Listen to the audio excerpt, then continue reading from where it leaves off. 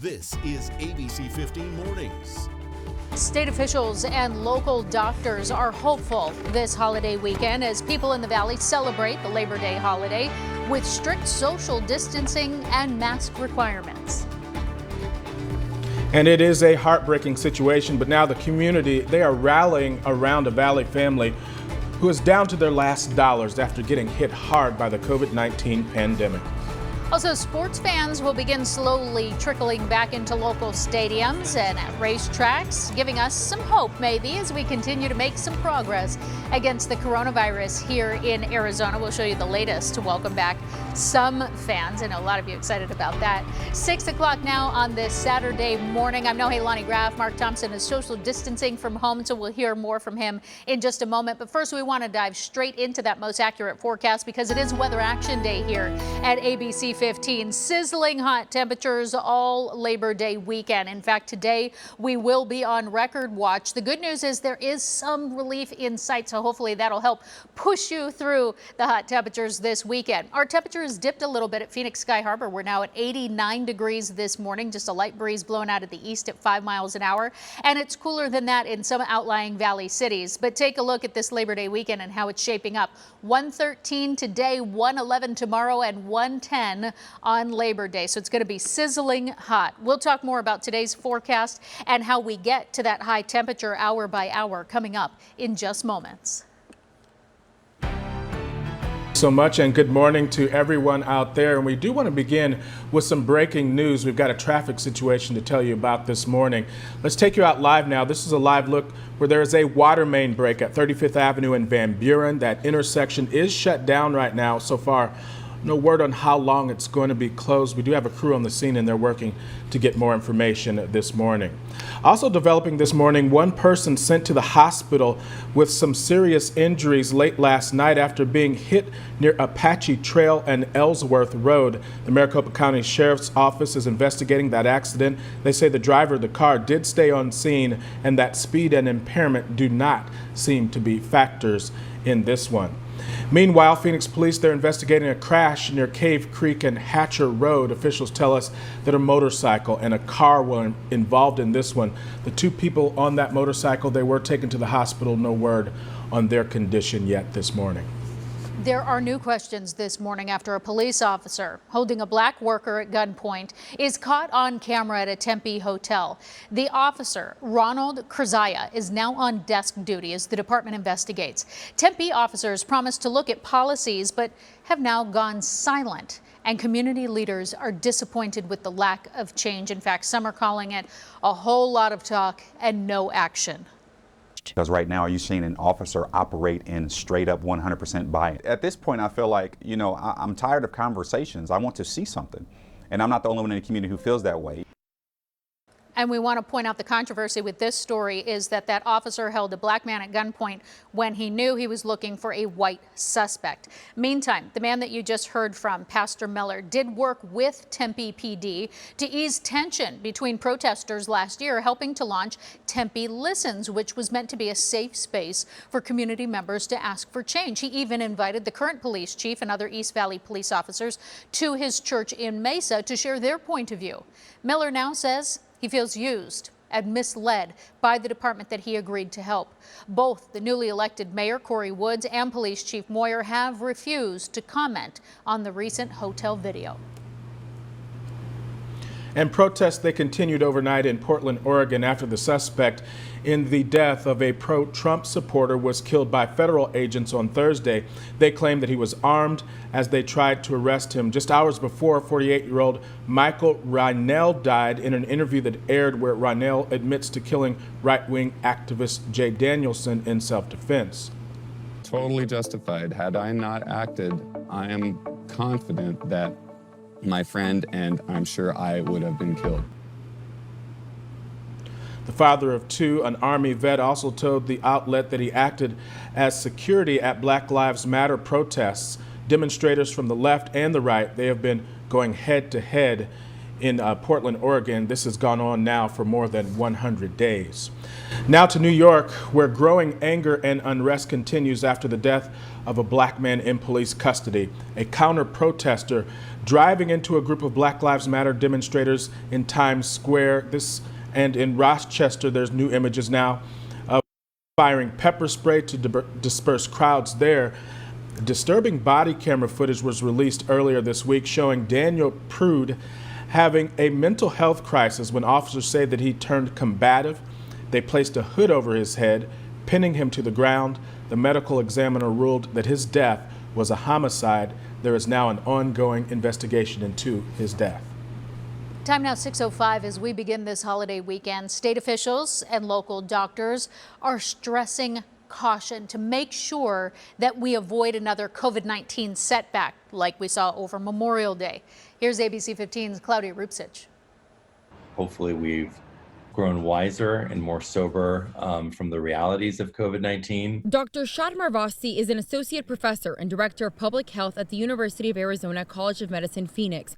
He said Memorial Day weekend was a disaster in terms of the pandemic. We paid the price for it when we saw the increase in the number of cases, hospitalizations, and deaths in Arizona. There are more restrictions now. Masks are required in most parts of the state. Bars have to be at 50% or less capacity, enforce social distancing, and prohibit dancing. My concern is that there's so many things that are opening right now, all at the same time, and even if they are at limited capacity, people get a false sense of security that if something's open, that means it's completely safe. And that's just not true. I am worried about people getting comfortable. In Old Town Friday, a mix of people, some wearing masks. We should all be doing everything that we can to make sure that we don't have spikes. So I like that. And I like that people are being strict, especially employees are really putting their foot down and saying like, you know, we're not doing this. You hope everyone does the social distancing and wear the proper mask and things like that, but overall feeling pretty good about it and feeling comfortable. Health experts say there are ways to get together safely. Try to gather outdoors and social distance. Wear your mask and keep groups to 10 or fewer people. We still have to act as if we have the virus because asymptomatic spread is real. And so we have to be careful. We have to follow the guidelines. And that was our Claudia Rupsich reporting. She did speak to an infectious disease expert who says that people also need to be patient. He said if we continue to wear the masks, follow the protocols, things can stay open and eventually we won't need to be as strict.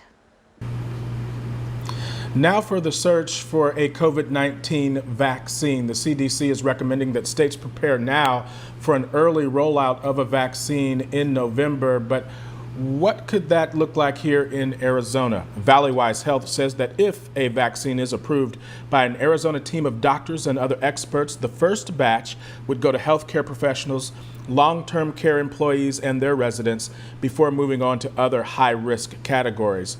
There's also the matter of which facilities can safely store the vaccines at the required temperatures. Multiple companies are carrying out trials right now in Arizona. Of course, the FDA would have to sign off before any rollout could begin. Most accurate forecast. It is a weather action day here once again at ABC 15 because our excessive heat warning remains in effect and stretches through Monday, that Labor Day holiday. Today we are on record watch. 113 is that forecast high in the Phoenix metro area. That is the record that was set back in 1945. So we could at least meet it, if not break it today. Hour by hour this morning, it is clear skies and sunny out there, and we will stay in the 80s for a little bit longer. Then by 8 o'clock, we're in the 90s. Triple digits show up by 10, and then we surged 107 by noon and getting close to 110 shortly after that. We'll talk more about that most accurate forecast and when we have a chance for some relief coming up in that full forecast. All right, no, hey, thank you so much. It is 6:09 now on your Saturday morning. The pandemic leaving so many people unemployed in Arizona, and the State Department of Economic Security giving no answers as to why some of their unemployment has stopped. We'll talk to a Valley family that's impacted. That's coming up. Plus, local fans could be watching live sports very soon. We'll have details after the break.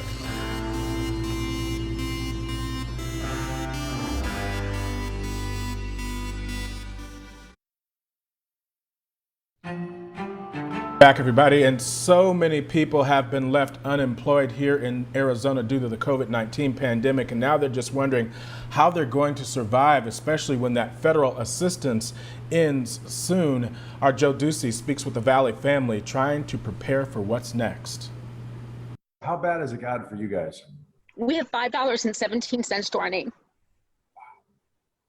Bill collectors threatening homelessness a possibility. It's a tragic story we are hearing too often. And you feel like a failure with your family because they relied on you. And I've let them down. I've let my son down. Just a few months ago, Andrea Bart had a thriving cleaning business. Then came COVID. Nobody was really spending that money. And her new full-time job is not paying. Calling the state's Department of Economic Security, asking why her unemployment pay stopped months ago, and getting no help. Andrea only sees active issues or in progress when she looks at her account. What does it mean? Why can't it be fixed? What can she do? And now another question. What happens to the thousands of dollars she says she's owed if federal assistance isn't available? I don't see how Arizona thinks anybody could live off $117 a week. Andrea is now facing some very tough decisions. I have these rescue dogs. One rescued from a fighting ring, but now no money to feed them. They will probably be put down because unfortunately they are pit bulls. And it breaks my heart because they are your family. Mm-hmm.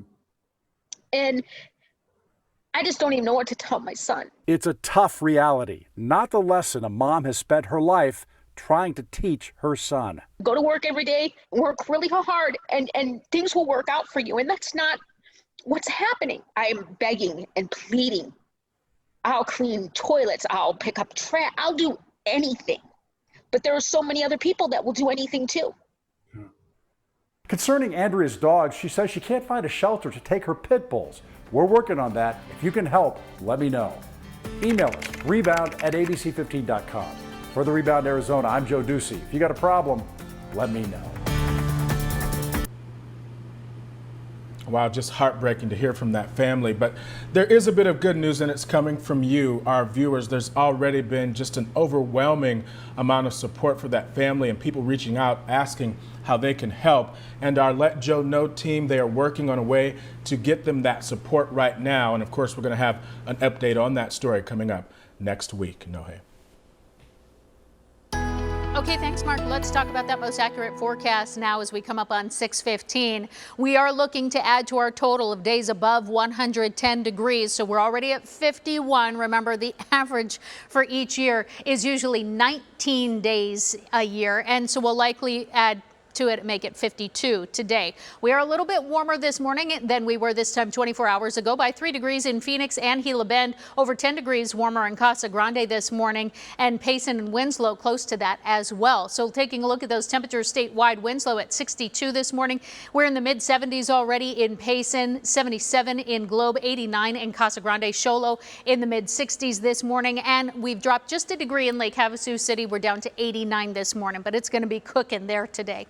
Across the valley, we do have a lot of temperatures in the 80s this morning. We're looking at 81 degrees right now in Surprise, as well as Levine, 86 in Goodyear, 83 in Ahwatukee. Maricopa and Chandler have dropped down into the upper 70s this morning. So run, don't walk outside to enjoy those temperatures while they last, because it will be short-lived.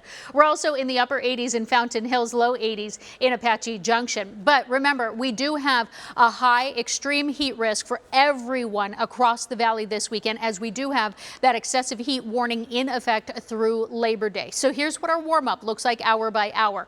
We'll stay in the 80s through 8 o'clock this morning. Then we're into the 90s. By 10, that's when we hit 100 degrees already and climb from there. At 1 o'clock this afternoon, it will be 109 degrees. So certainly at that time, and as we start to reach our peak heat of the day, that's when you want to start limiting your time outside. Pay attention to your body. Drink more water than you think you need to in order to stay safe safe today. We're looking at a high of 113 across much of the valley today, from Buckeye to Peoria, Ahwatukee, Mesa, and Gilbert. It'll be 114 down in Maricopa. That's the hot spot. 112 in Fountain Hills and Scottsdale. Anthem and Cave Creek warming to 109 today. We're about 10 degrees above the average for this time of year. Sizzling hot temperatures to our south, 107 in Tucson, 113 in Casa Grande, 117 in Yuma, and we're coming close to 120 degrees. Within a couple of degrees of that up throughout Mojave County. 118 is the high in Bullhead City, so those are dangerously hot temperatures.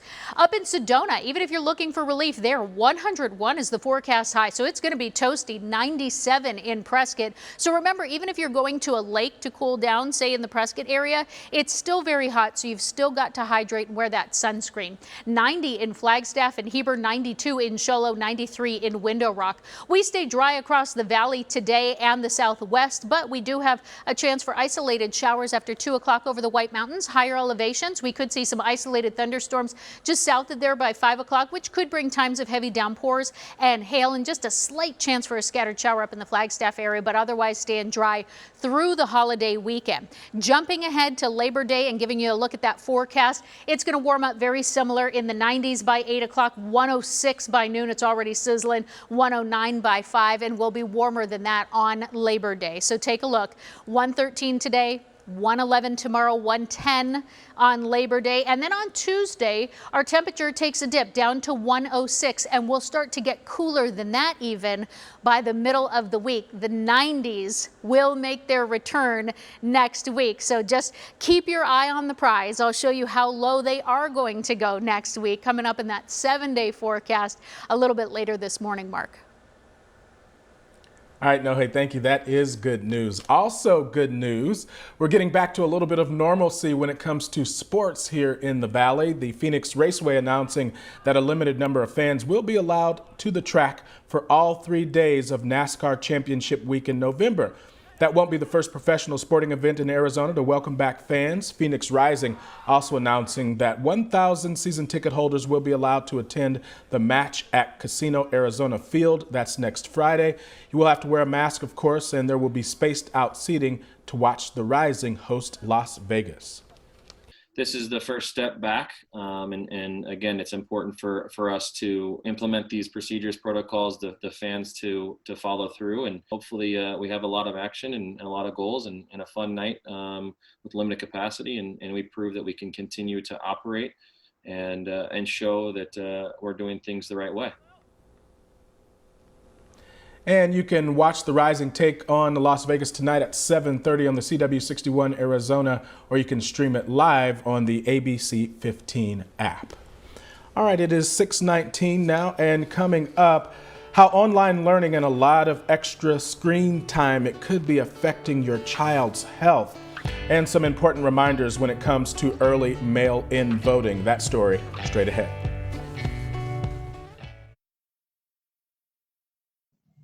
Now that kids have settled into a couple of weeks of doing online learning, you might start noticing some new problems because of all of that extra screen time. So Dr. Russell Horton is here. He's a pediatrician at Banner Health Center in Queen Creek to help tell us what we should be watching for and how we can treat it. Good morning, Dr. Horton. Thanks for joining us. Hey, good morning. Thanks for having me. So have you started to see patients come in with any problems associated with all that extra screen time? Yeah, we have started to see some of these issues creep in as kids have been in online school longer and longer. And I think the isolation that comes with that has led to some issues as well. And so everything from more frequent headaches to a little bit of neck strain or back strain from their posture, leading all the way up to even sometimes anxiety and issues about that centered around always having to be sort of on camera and live with their class. So let's walk through some of those. Let's start with the eye strain. I actually saw that with my own teenager in our house where she started to get headaches. What are some things that we can do to help? Yeah, I think creating a good environment is important. So setting up their computer or laptop, wherever their workstation is, and making sure that they have a good line of sight. So you want the computer to be about 15 degrees lower than their line of sight so that they're not looking up and straining or looking too far down. A good comfortable chair, of course, good lighting in the room, and all that is important.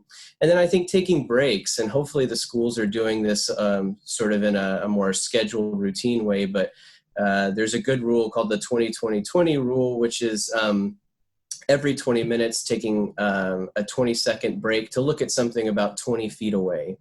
And we find that that can allow the eyes to refocus, to rest, to get some escape from that constant staring that we do when we're on the screen all day. We've seen online that you can also buy those blue light glasses. They look like eyeglasses, but they help block some of the light that's coming off. Are those effective? They can be effective to absorb some of the blue light. I don't know if that's something that families need to rush out and buy quite yet. The amount of blue light coming off a screen, an iPad, a phone is not enough to cause any permanent damage to your eye. Massive exposures could certainly do that, but I think just doing those things with their environment, doing those breaks is really going to be where the biggest bang for your buck is. Now, the other one that, of course, is a little harder to deal with is the anxiety, being on camera all the time. What's your best advice for parents? Yeah, I think number one is just talking to your child about it, being open, having that kind of recap either in the middle of the day or at the end of the day to say, how are you feeling? Was something bothering you? And just being really open about how this is stressful on all of us, how it's stressful on the parents as well as the kids and family. And then definitely seeking out help from a pediatrician or your family practice provider, or getting those resources to help kids build up these coping skills, because this is uncharted territory for a lot of families, and we want to make sure that we're helping them understand that it's okay and there's ways to get through that. At what point, first, let's talk a little bit about the health issues, the migraines and that kind of thing. At what point do you need to call your pediatrician? Does it go beyond just giving them some children's Tylenol? Yeah, you are, of course, okay to start with Tylenol, ibuprofen, if your child has a headache or just has been on the screen a long time and is feeling that soreness. I would recommend calling the doctor if you feel like it's lasting longer than a typical headache for your kiddo is. Certainly any new symptoms, so changes in their vision with a headache, or more severe neck and back pain, any pain going down into the arms, nausea, vomiting. So new things in addition to just what they would typically complain of with a headache, that's really going to be what you want to look out for. And I imagine new issues associated with the anxiety also are what you're looking for if you need help there. Yeah, and so anytime you feel like your child is feeling overly anxious, if it's getting in the way of their functioning, so they feel like they can't go to school anymore, they're fighting you about going to school, whereas maybe before they loved going to school, they seem to be disengaged. Anything that sends off those alarm bells in a parent's head or a family member's head, we definitely want you reaching out to us so we can help you with that. And you said it, we're all navigating this new time, so we're going to see some new issues crop up with it. But Dr. Horton, these tips are so helpful to help at least give parents some idea of where they can turn to for help. So we really appreciate your time and your advice today. Well, it's my pleasure. Thank you for having me.